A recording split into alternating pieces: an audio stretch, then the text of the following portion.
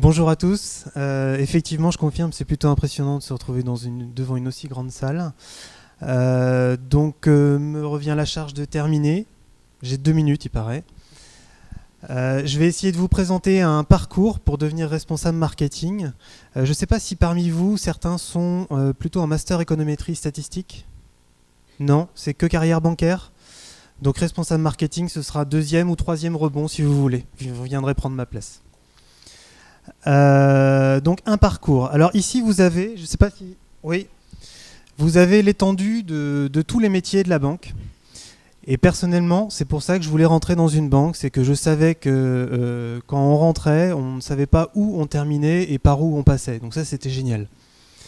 Donc là, vous avez eu quelques métiers commerciaux qui ont été présentés. Moi je vais vous présenter un peu ce que je fais aujourd'hui et au quotidien et ce que potentiellement j'aimerais faire demain. Personnellement, je suis rentré par l'informatique dans la banque, et quand je dis par l'informatique, c'est pas tout à fait ça, puisqu'en fait j'ai aujourd'hui 36 ans, j'en suis à ma 3e expérience professionnelle.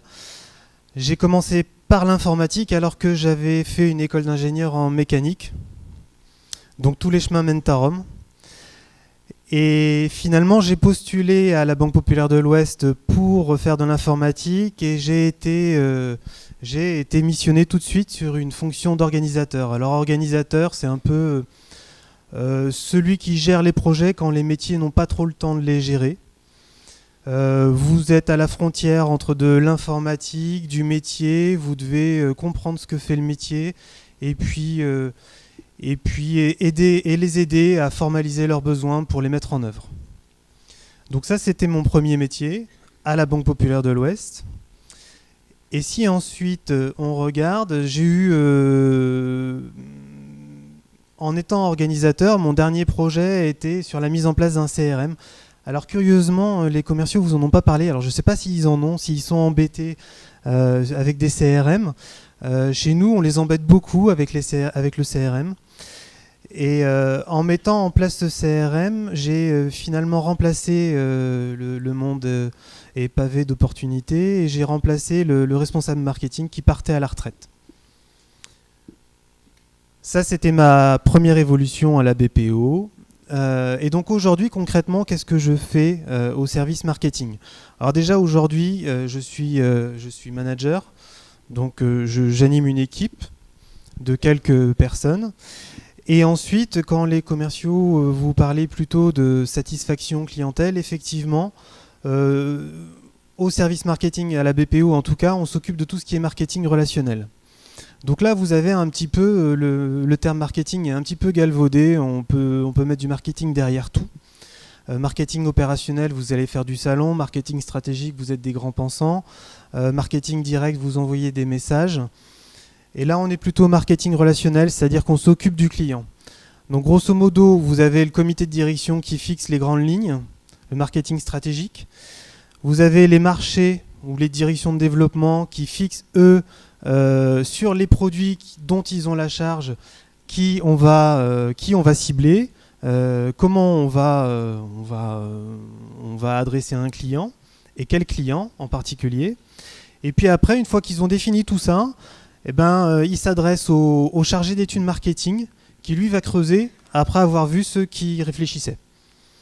Et donc nous, on va s'occuper de tout ce qui est segmentation client, ciblage, positionnement et stratégie client. Donc je vous ai parlé du CRM.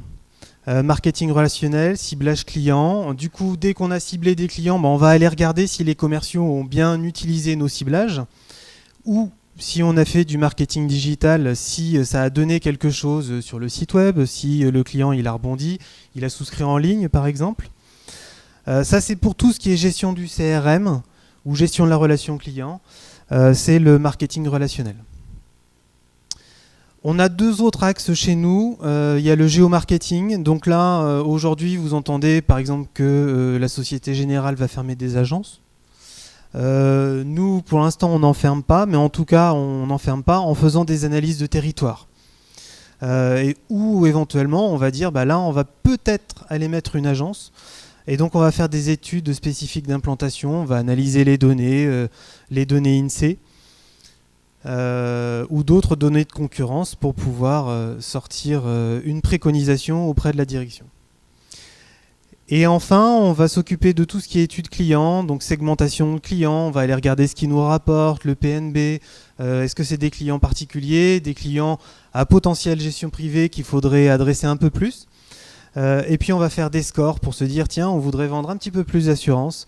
On va aller regarder la population qui est en mesure ou qui est appétente à l'assurance pour pouvoir les adresser et les cibler pour que les commerciaux, eux, puissent faire leur job. Et c'est en ça que nous, on se positionne en assistance des commerciaux, puisque on va leur apporter de la matière pour qu'ils puissent atteindre leurs objectifs. Voilà pour les activités.